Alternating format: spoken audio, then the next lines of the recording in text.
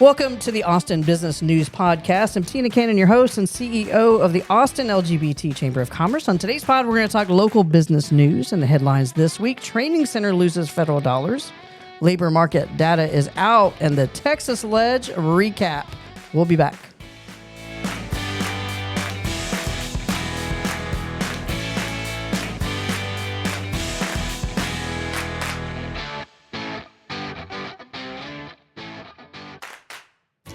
Hello, all you silent hand clappers out there. Hello, listener. Amy, Colton, and Fiona. How's life treating you? What? Oh. Fine. Pretty good, pretty good. Yeah. It was a nice hot weekend, wasn't it? Very hot. Yeah. Just Still Pride, still June, in case y'all Okay. forgot. Yeah, we did one the weekend. Austin Round Rock, or the Round Rock Pride Yeah. this weekend. That was really well done, by the way, Round Rock Pride. Amazing. Hats off to y'all for pulling all the stops and really going for it. That was great. Yeah, it was awesome. A lot more booths, a lot more participation than I was anticipating, and pulled one of my besties and his kids around the festival too, and they were like, "Oh my god, this is like a mile from our house. We had no idea." I couldn't believe it. Like when I finally got over there and it opened up, and I was like, "Whoa, there's a lot of people There's a here, lot of vendors. and a Yeah. lot of local government representation, There Yes. was. which was really nice." Mayor of Round Rock, one of the council members from Round Rock, and then State Representative Busey, who's always been a supportive member of the state ledge. Yeah, that's important. Really It good. was really good stuff, y'all. Good. Had the gay men's chorus out there and all their song glory. Love them. I love seeing how gay men choruses over the last few decades are really diversifying in their representation Yeah. They of gender are. Yeah. and ethnicity. Mm-hmm. Yes. I think it's really freaking cool. they may. Do you see a rebrand in the Yeah, future? I'm wondering if they're having to reconsider. Like Yeah. we had to do that too, right? So, Yeah. Just Austin Austin Queer Chorus. Ooh, Yeah. it's like we said that in harmony. I know. Should we sing it in harmony? I should never sing. I don't know. I think they kind of. It might lean towards the ranges and octaves that they're Yeah. able to Yeah. deliver.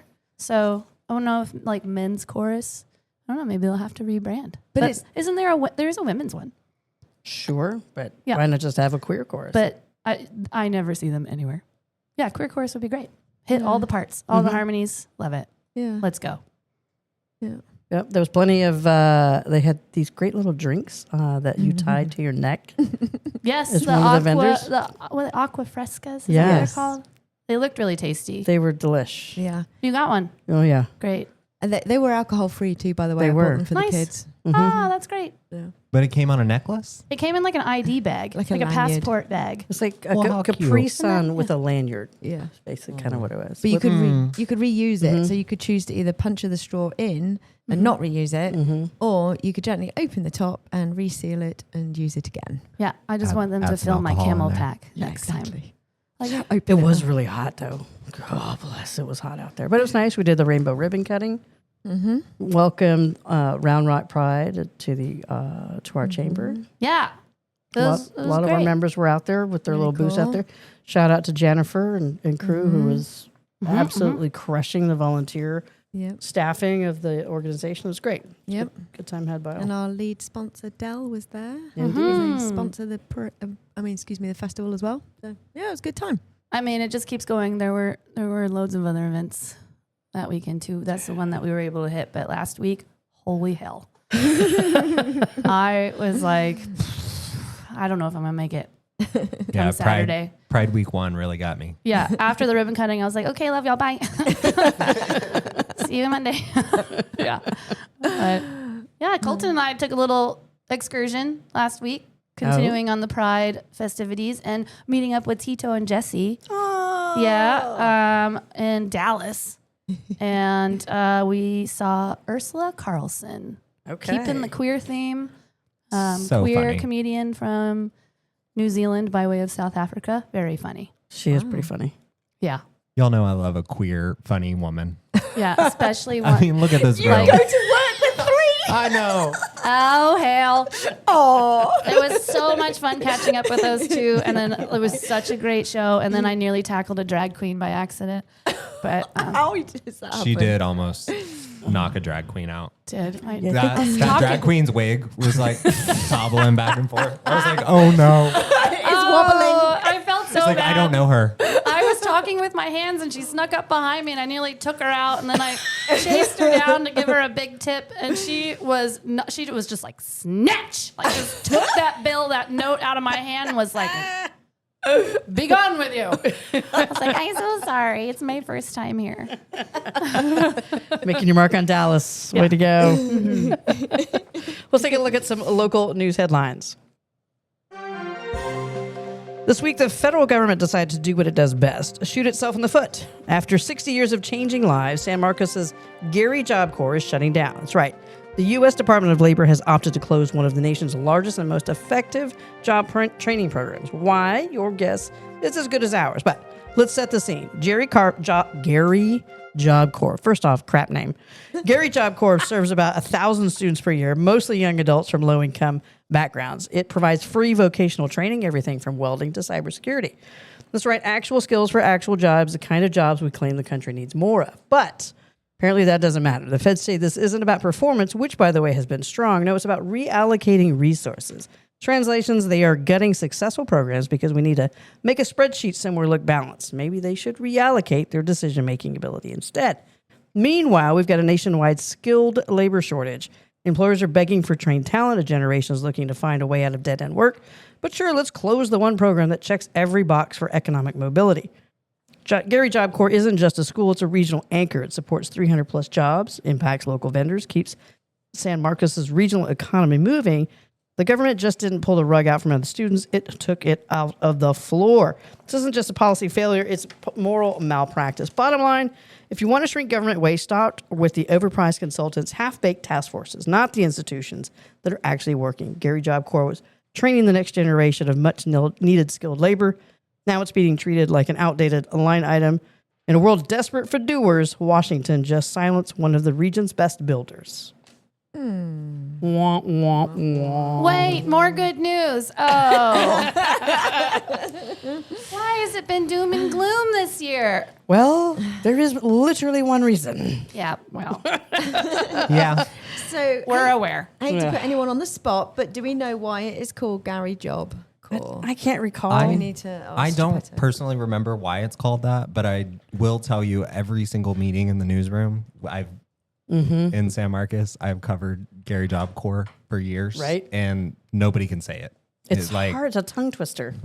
yeah, real hard to say. Let's spell it for the listener. So Gary, G-A-R-Y. Yeah, Gary. G-A-R-Y. And then Job like Steve Jobs, but Yeah. without Yeah. the S. These Gary Job sound Corps. like great warm-up drills before the podcast. Plus, anytime you see the word core, it's just Jack. G-A-R-Y. No, I just meant like Jerry Job Corps, Jerry Job Corps, Gary Job Corps, Jerry Job Corps. I sound like Angela. What is it? Angela Jerry Johnson with her remix. Bicicleta. BC. Bicicleta. All right, I've looked it up, found the answer. Okay, what Oh, is well it? done. Well done. Okay, so it's named after Richard Gary, a local civic leader and businessman from Texas who played a significant role in advocating for job training in San Marcos. It's one of the largest Job Corps centers in the United States and was established as part of the President Lyndon B. Johnson War on Poverty in the 1960s. Wowie. Richard, Yeah, that's a lot. they should have called it the Dick Job Job Corps. Wow. There goes that family programming. That would have been so much better. Oh, well, that's real sad. Yeah, Judge Bracera down in was it Hayes County? Yes. Yeah, was on television the other night talking about how dismayed he was that the funding was being pulled from that program because it has been a long-standing program. I remember when I went to school at what was then Southwest Texas State, people were talking about Gary Job Corps back then. Mm-hmm. So it's been a long-standing part of the community down there, as well as regional trainer for the very skilled workforce that is super hard to find. Well, and they've just had such incredible leadership over there, too. Like, I've known Randolph Goodman for years, who is the leader over there. Mm-hmm. Makes me sad. Yes. These are weird times that we are living in. So let's get to some more bad news. Local labor market data is in. This week, the Labor Department released its April JOLTS report. And at first glance, the numbers seem promising. Job openings rose to 7.4, up from 7.2 in March. But let's not be fooled by surface level statistics. Despite the uptick in openings, the hiring rate remains sluggish and layoffs have increased by 196,000 to 1.76 million. But the quit rate indicator has stagnated at 2%, suggesting that employees are hesitant to leave their current positions. What's driving this cautious behavior? Well, uncertainty. Businesses are navigating a volatile economic landscape marked by inconsistent policies and legal challenges. The on-again, off-again nature of regulations is making it difficult for companies to plan ahead, leading to a hiring freeze in many high-skill sectors. So let's zoom in on what that means for Austin. The city's unemployment rate fell to 3.1% in April, down from 3.4 in March. That is below the state average, as it always is. State average sits at 4.1, and so does the national right now. On the surface, seems like good news, but dig a little deeper, and the picture isn't so rosy. Tesla, one of Austin's major employers, has seen its local headcount drop by 7%, following widespread layoffs. This decline has allowed the grocery store chain and everybody's favorite kid, H-E-B, to overtake Tesla as the largest private sector employer in the area. Meanwhile, the state's labor force reached a record high of 15.8 million people in April, with the addition of 39,000 jobs, but the unemployment rate held steady at 4.1, indicating that job growth is barely keeping pace with the expanded labor force. In summary, while job openings have increased, the underlying metrics reveal a labor market fraught with uncertainty and a lack of confidence. It's a reminder that headline numbers don't always tell the full story. It's just a day of great news around here today. Oof. I do like seeing that HEB Yes. has taken the lead. That's what I was going to say. I love HEB. Yeah, God Same. bless HEB. They really should be running the federal government at this point. They really should. I mean, at least Texas. Yeah. They'd be like, equal rights, aisle 9. Yeah. It's not good. It's not good creeping over 4. Yeah. We are officially out of the okay zone. Yeah, there's the fact that there are the people. It's the quit rate that's a little frightening. That people normally jump around, and that kind of creates other opportunities, or they'll jump for advancement in another firm, and that leaves an opening for somebody else who's kind of waiting, looking. But that mobility of the employee has stagnated. People are just kind of holding strong. They're worried about, oh shit, if I leave this place and go to somewhere else, is that place going to make a cut? I would be the newest person, so right, I don't want to make. So just people aren't moving around as much within their professions as they have been before. Yeah, I'm also hearing though that in the hiring process, for some reason, corporations have reverted back to like the 4, 5, 6 part interviews, which is really irritating. Like terrible. I know that you want to have like a very specific person, especially with like maybe you're up against funding cuts, maybe you're up against tariffs if you're a product company rather than services, but like you're just spending more money on recruiters, because I know these are all recruiters also, than just hiring the person, and if they don't work out in the 90 days, let them go. Yeah, like that to me seems like if it's not working, let them go. If it's not working, let them go, and keep doing that rather than. I get the high skilled labor part. So like when I used to have a software company, we would interview software engineers, and we would have them do a kind of a take home project. Right, here's the scenario, kind of a quick 30 lines worth of code. How would you solve for this? Mm-hmm. Just to see if they actually knew anything that they were saying that they had been educated on in their resume, especially in like those type of career paths where it's not a degree from a university. Typically it's a, yes, I know this language, this language, this language. Well, do you? Let's see. Yeah. But yeah, I've got another friend of mine who's looking for work right now, and we were talking the other day, and she's like, oh, like they're making me do 3, 4, 5, 6 interviews. Yeah. For something that I can clearly show that I've got, decades of experience in. Mm-hmm. Yep. Tina gave me a project when I applied. Did I? What did you assign? Yeah, I had to design a poster for our music festival. That's right. Oh, that's real sweet. And you give a little grace because you figure this person probably has limited knowledge of what you do, who you are. But you at least want to see, are they willing to do it, or you're just one of like 50 jobs that they applied for that week. Yeah. But it could be very frustrating because you could lose some really good candidates who are like, F this, I'm out. Right.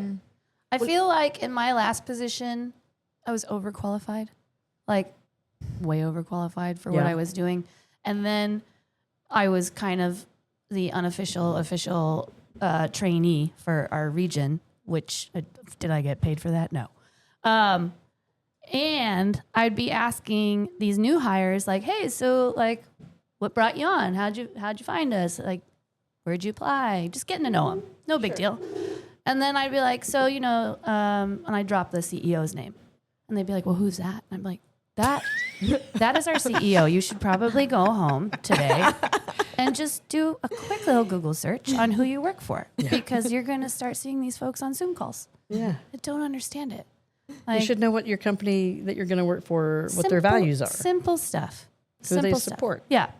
But at any rate, the multiple if we have a gap, and people are applying, I don't understand the fill rate not matching the unemployment rate, not matching the anyway. Yeah, it's just weird times. I think people are just nobody wants to make a move. Nobody wants to pop their head up because everybody's worried about what's going to happen. Uncertainty, underlined in bold. Yeah. Yeah. And on the employer side, right, they're looking at the same thing going, I don't know. Can we hire? Mm-hmm. Should we hire? Because the last thing you want to do when you bring somebody on board is kind of go, oh, shit. Turns out I can't afford you. You got to go. Right. Right now you've wasted your time, their opportunities for other gigs that they could have had. Sure. Yeah. Sucks. Strange time to be alive. So let's get into more strange times. Oh, yay. We live in Texas. What else can we expect? Right. Thank God the Texas legislature is done. Sine die happened last week. So let's take a look at some of the big things that hit the economic side of it, starting with education, vouchers, and commandments. Texas rolled out a $1 billion voucher program offering up to $10,000 per student for private education. Critics argue this will pull public dollars away from already struggling schools. And then, because nothing says 21st century curriculum like having a 3,000-year-old stone tablet, lawmakers also mandated that every public school post the 10 Commandments. Apparently, thou shalt not defund schools did not make the cut. Also, Senate Bill 37 restructured higher education governance, consolidating power with politically appointed regents while gutting faculty oversight. Translation, academia meets micromanagement. The vibe on campus, less Socrates, and more political donor who hates critical thinking cosplay. Turning to healthcare, Reefer Madness 2.0, we talked before on this podcast that SB3 passed, which is a full ban on all THC products, including medical marijuana. That's right. In the middle of an opioid crisis and widespread chronic pain, Texas lawmakers decided CBD gummies were the real threat. So even if you're a veteran or a cancer patient who found relief with legal THC, too bad. Your medicine just became contraband. It isn't policy, it's prohibition theater. Somewhere, Willie Nelson is crying into his bandana. On the cybersecurity front, a bit of good news. In a rare moment of forward thinking, the legislature did approve $345 million over 5 years to launch the Cyber Command Center in San Antonio.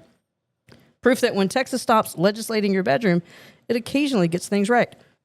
On the business incentive side, the legislature passed Ep22 allocating $1.5 billion through 2035 to the Texas Moving Image Industry Incentive Fund. Big frickin' word. Aiming to bolster the state's film and television industry. Additionally, SB 2610 was also approved, creating a legal safe harbor that protects small businesses from punitive damage if they become victims of a data breach, provided they haven't adopted any industry-recognized cybersecurity framework. Then, on the anti-LGBT side, we could be an entire podcast on that, but basically death by 200 cuts. The session saw over 200, a record-setting 200 anti-LGBT bills filed, a legislative flood of bigotry. The good news, most of them died. The bad news, a few made it through. HB 229 legally defines man and woman by birth sex, targeting trans Texans and intersex under the guise of clarity. SB 1257 sets up insurers to drop gender-affirming care by requiring them to pay for the alleged adverse outcomes. And a bill banning LGBTQ plus students clubs in K-12 schools also passed because nothing threatens Texans like a 15-year-old organizing and practicing constitutional norms. That bottom line, this session wasn't about budgets and bills. It was about values and whose gets prioritized. Texas is still building roads, investing in tech, but it's also building legal walls around identity, bodily autonomy, and truth. The official state motto is friendship, if you didn't know. But if you're queer, poor, or in pain, it's starting to feel more like friendship, some restrictions will apply. But drive the friendly way. Is that what this is? When you enter Texas, Oh. it says welcome to Texas. Drive the friendly way? What does it say, like drive friendly or Yeah, something like that. drive Texas is the friendly way? I don't know, some bullshit. I'm going to drive gay as F. Real bendy. Real bendy. Real bendy. Yeah, this blows. The depressing headline Like podcast today. It's not even just values. It's also it's also healthcare. And also, like with values, what I find interesting to look at it is oftentimes these people that are voting for things or passing laws that we wouldn't agree with, we might use the same word for our values. We're just coming at those values in a very different way, which I don't know. I just think it's fascinating. Because, life, liberty, pursuit of happiness, joy, all that, It's heartbreaking freedom, is what it is. all this. Yeah. But they're coming at it from a different perspective than we are. And it's horrible. It's the what do you call it? The buffet the Bible buffet where you just take bits and parts off of it that you want to consume and leave the rest behind. Great. No, Perfect. I don't know why I felt the need here recently to get into like comment arguments with idiots, but Same. I've just felt like I just need to let it out somewhere. Yeah. I held off. Yeah. I have held off for years, and it wasn't until recently I was like, you know what? I know we're on Facebook. But like I just need to get this out and like show your ass a little bit that you don't know what you're talking about. Educating. Just a little bit of educating. Mm-hmm. Yeah, like I am smarter than you, so That's here we the go. best way to showcase Like, it. here we go. I'm going to tell you how much smarter I am than And you I on Facebook. Yes, and when they come back, you come back and revisit. It's like they've deleted half their comments because they've done a little bit of research. It does help. They've done a little bit, and they're like, delete, Does delete, help. delete, and then it's just like a stack of me arguing with myself. Yeah. But it's fine. I'll take it. That's a win. Yeah. That's a win. I argued with a guy the other day on the Book of Face, and he was saying that it was about a Pride post. Like I think it was like APD had put their vehicle out with Pride, and CBS, I think, or KVU, or one of the news channels had it on their Facebook feed.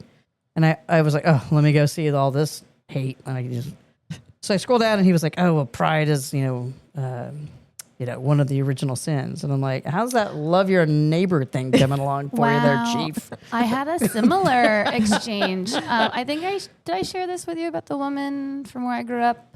We had to share a mutual friend, and she was arguing about Mr. Rogers. Oh, yeah. And PBS, and she was like, I don't want my grandchildren being forced to watch that filth. Mr. Rogers? Mr. Rogers? And I chimed in, and I was like, hey, Karen, I don't know what your name is. I don't remember. But I was like, hey there, I was raised on PBS, and your kids were probably raised on PBS. And as like my nieces, so my mother's grandchildren being raised on PBS, I don't remember it breeding anything other than inclusivity and understanding and learning how we can all come together in our differences. Yeah. And she was like, you're a sinner. You're a sinner. That's what she came at me with. I was like, also, like non-denominational viewership. So, and then I, as a good Catholic student as I was, threw several verses for her to go review. That's fun to do. And she was like, it doesn't matter. I was like, there's more than just Leviticus. There's a whole ass book for you to review.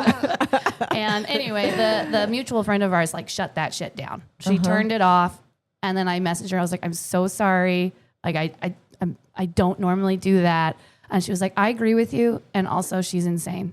So I was like, validated. Y'all are so much better than me. I mean, like, bitch, clearly nobody made you watch VeggieTales. Well, I don't want to ruin the surprise, but should I share the surprise that's coming tomorrow? Because Colton knows. What?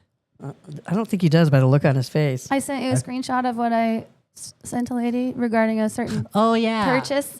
So there is a company that every month she chooses miniature cupcakes as her business. Oh. And she sends them nationally. And every month she chooses like the cause to donate back to. Well, obviously it's Pride Month, so she made Pride cupcakes. She's seemingly a cisgender heterosexual woman. I don't know, but she's chosen an organization to donate proceeds back to. And some idiot commented, "No thanks." And I was like, hey, just a little lesson in algorithms. You have just boosted this post to the top of my thread, and don't worry about it. We wouldn't want you to feel excluded if you can't afford it, so I will order them in your name. Oh, Which I did for our team. And then took a screenshot of my purchase and put it in the thread and was like, all done, girl.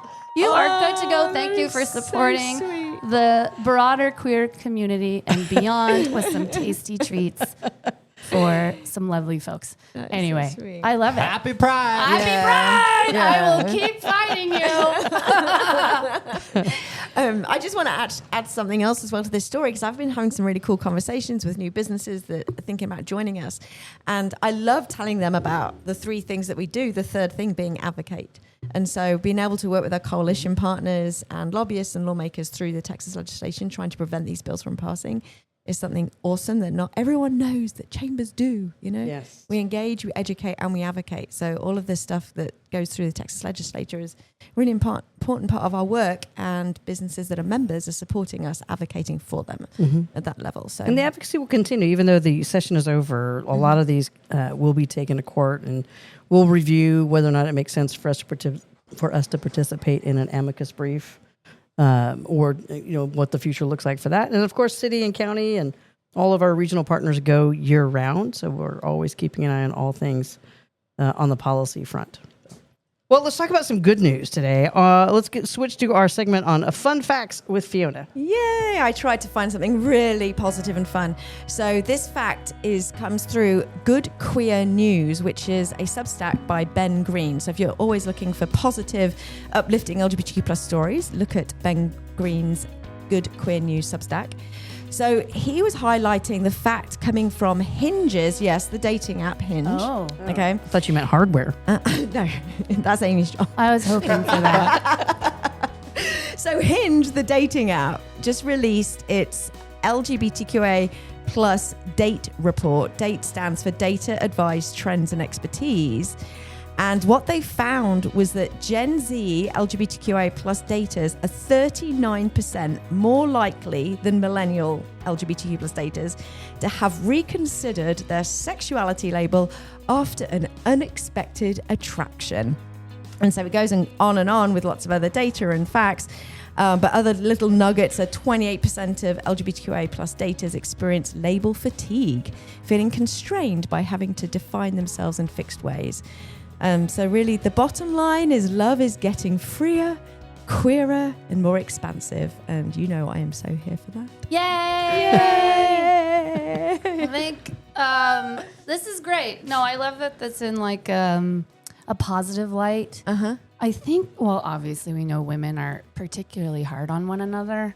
And with the news of JoJo Siwa and Fletcher recently, the lesbian community in particular is losing their mind. I'm sorry, I'm not as up on my pop culture. What are these words you're saying? Surely JoJo Siwa. you know who JoJo Siwa is. I saw her JoJo on Siwa. Armed Forces, Really? reality show where they. Oh yes, yeah. But I looked her up at the time. It said she was like a DJ because I didn't know who she was. No, she's everywhere. She hails from Dance Moms. She started on Dance Moms as a child, very small dancer. Okay. Transitioned to pop music and became this like little girl pop icon, but then eventually came out as queer, as a lesbian. Okay. I don't know if she ever officially put a label on it, but dated many women through the public eye. Yeah. And then Fletcher, who little more adult content, explicit lyrics. Real hot. She real cute. Real cute, real It's hot. from like a little gay boy. She real cute. Real cute. Has always identified as queer, but like her songs were very driven towards relationships with women, and they were very detailed. Oh. Anyway, both of them have recently come out as dating men.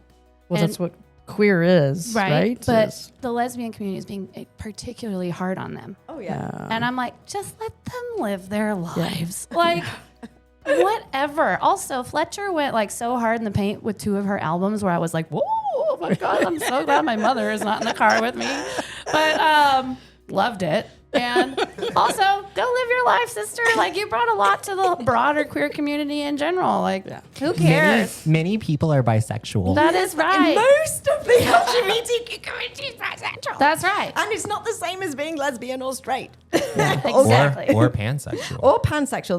There is a subtle difference between pansexual and bisexual. Absolutely. But some bi plus people consider pan. I just don't understand when communities eat their own. Like you see it in political parties, you see it in neighborhood organizations. Like just there's other shit going on. Big time. And all it is doing is mirroring like the crap that goes on at the Hill. Yeah. Like put your compass and your values and whatever drives you and gets you up in the morning aside because it's not going to match everyone. Not everyone's going to match you. So chill out. And in the spirit of pride, just let people love who they want to love. So like I came up in a generation where like that's why the show is called the L Word, because we didn't even say that growing up. Everybody was either gay or you would just use the euphemism, oh, they're family. Mm-hmm. Right? Friend of Dorothy. Yeah, it's just they were just, oh, they're family. Right. It just kind of left it open as like we're all kind of in this together. We can have our little arguments just like family does, but we're all family. Well, and then it became like the alphabet soup of all the things. And I love that comedian that you guys went to go hear. Ursula. Because she was like, I don't know what all the letters mean. Yeah, And she was like, hang on, let me just Google that. Because we don't know. We don't get a monthly newsletter. Also, like she did that bit on when she came out quite young. And she was like, there was the lesbians and the gays. And we didn't have work for one another. We didn't talk to one another. And like the gays came over to us one day and they were like, hey, lesbians. And we're like, what do you want? We don't talk to you. And they're like, what's that? And they're like, they're bi. And she goes, bi now, gay later. And they're like, so we went over, we talked to them, we found out what they were about. And we're like, come with us. We're going to start a new alphabet. We're coming for the numbers next. And I love that because it's like, just don't care. Just ask questions. I was having a get to know you call with someone last week, and so I was doing my Is that story. called a date? No, it's not. It was a work event. It was a work call, a work get to know you call. I wish. Wowie. Still wanting to date, but whatever. Anyway, so it was a work call representing the Austin LGBT Chamber, and the person was sharing each other's backstory, and I said, got to the US because, I fell in love and married a man. Before I could finish the story, this person jumped in and said, wait, you're not family? I'm I'm bi. Yeah. Just because I married a man doesn't mean I'm not family. So, and it immediately, I felt so triggered inside to think, oh, I wasn't seen as part of the community in that moment. And then this person backtracked and apologized. Should we start spraying people with water bottles like they're cats? When they do stuff like that? Like, do it. Try again. So funny. Honestly, I'm into it for the summer. And the joke about bi now, gay later, it's like most bisexual people actually identified as gay or lesbian before they landed at bisexual. So that whole, it's a myth that you go, bi is the gateway to being gay. Oh my Lord. Well, thank you for that queer fact. You're welcome. Let's slide over into membership. What do you got for us, Amy? We have one new member. Yay! And so many returning members this month. Thank you for your continued support of the Chamber. And we have one pending. And you know who you are. So go ahead and hit that complete button. Yeah, just get in there, sis. But our new member is Community Arts LLC, founded by Wanda Montemayor. And it is a mental health awareness and community engagement project. So hit up their website or hit up our directory and show them some love. I love that. Welcome to the Chamber. Yes, welcome. It is June, people. This is a great time to do what you've always thought you were going to do and sign up. You can do it online. It takes about 30 seconds. You can hit autofill, hit join now, autofill, all your shit's in there. Now you're done. And you remember the Chamber. If you're looking to shop, you're going to buy services, whatever it is, be sure to also check out the full Chamber listing. So on that Chamber website, you can find the absolute metric ton of events that are happening this month. Colton, give us a few. Well, it is still June, which means there are tons more events coming up. First up, our Pride Luncheon on June 11th at 1972 is officially sold out. We are thrilled to welcome an all-star panel: Jill Goodman, CEO of Leadership Austin; Amy Clunie, our very own membership operations manager; Austin Manning, director of production at Zach Theater and board member for the Federation of Gay Games. And this panel will be moderated by our very own Fiona Dawson. And I'll be taking pics of y'all up there. Oh boy. Sport ball. Yeah. Also on June 11th is our Health and Wellness Committee meeting. We've got a few more spots left for vendors at the Pride Health Fair on the 26th. So if you are interested in joining us at the Pride Health Fair, come to the Health and Wellness Committee meeting to learn more. On June 25th, there is another edition of Getting to Know the Austin LGBT Chamber with Fiona and Amy. Mm-hmm. And on the 26th, like I said, is the Pride Health Fair at the Long Center during the drop-in. We will have queer and allied health and wellness vendors, plus live music from local LGBTQ plus artists on Long Center's iconic 3D printed stage on the lawn. Yeah. It will be hot. But there will be drinks. There'll be drinks. This is our happy hour this month, too. Yeah. Yeah. And also, And it starts at 8 p.m. Vivint will be on site.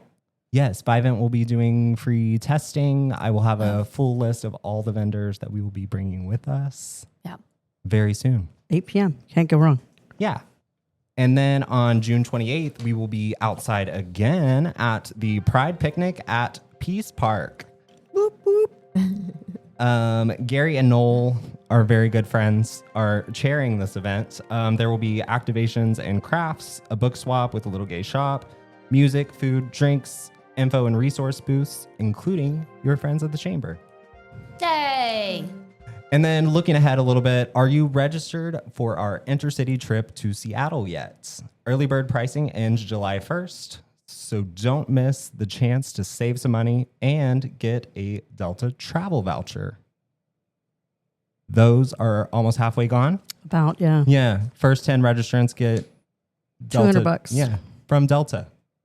Save some money on your flight. You can also save some money on your conference registration if you sign up before July 1st. We will be doing business with to or from Seattle, housing and commercial markets, Seattle Waterfront Project, incentive programs for businesses, startup and investment scene, workforce and regional growth, and more. Okay, now a few events from our members. Wowie. This one's going to go a little faster. Okay, Austin Playhouse presents Fat Ham, which is a Pulitzer Prize winning modern revamp of Hamlet. The Long Center drop-in, free concerts every Thursday all summer long.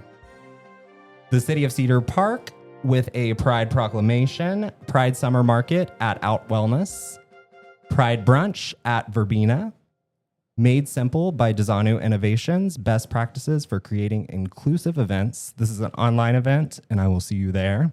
That's great. Austin Rise FC has tons of home games coming up. If you're into women's soccer, check it out. Yes. ENAB Labs presents Mixology 101 with Elevated Bear. Members get a discount if you go to your member exclusive deals. Rainbow Hour with Austin Rainbow Theater. Pride of Caldwell County has an entire week of events for you. And finally, Le Ballet Tracadoro. I don't know if that's how you say it. You know, it's not my language. I'm not really sure. But drag ballet. If you want to see people in drag doing ballet, I'm so into it. I can't wait. Like real professional elevated ballet. Like New York City. Yeah. Yeah, yeah. And ballet, if you are into the ballet or if you know anything about it at all, you'll recognize some of the spoofing of these iconic performances. That's gonna be great. Yeah. I don't normally go to a ballet, but I'm in. Well, you're I'm going. in. It's in good. I'm in. It's like Yeah. a comedy ballet. So We've if already submitted your name and you're going. if it softens the blow for you at all, this is a great gateway into watching the ballet. Like, Oh, now I see. Now I see. This is what they do. Yes. They try and recruit you. This is what they do. this is what we do. With Every book- June, with they're book of- recruiting yeah. you be a ballet Book of watcher. Mormon. We do this. Like, this is how we get you into musicals, into ballet. Yeah. And welcome to the gay agenda. But that is your Pride Pact events rundown. For all of the details and registration links, go to austinlgbtchamber.com or check us out on socials at austinlgbtbiz. Wow, exhausting list. Well, as always, thank you for joining us. If you want to learn more about becoming a chamber member or chamber events, like you said, visit us at austinlgbtchamber.com. If you want to be a guest or a sponsor, email us at info@austinlgbtchamber.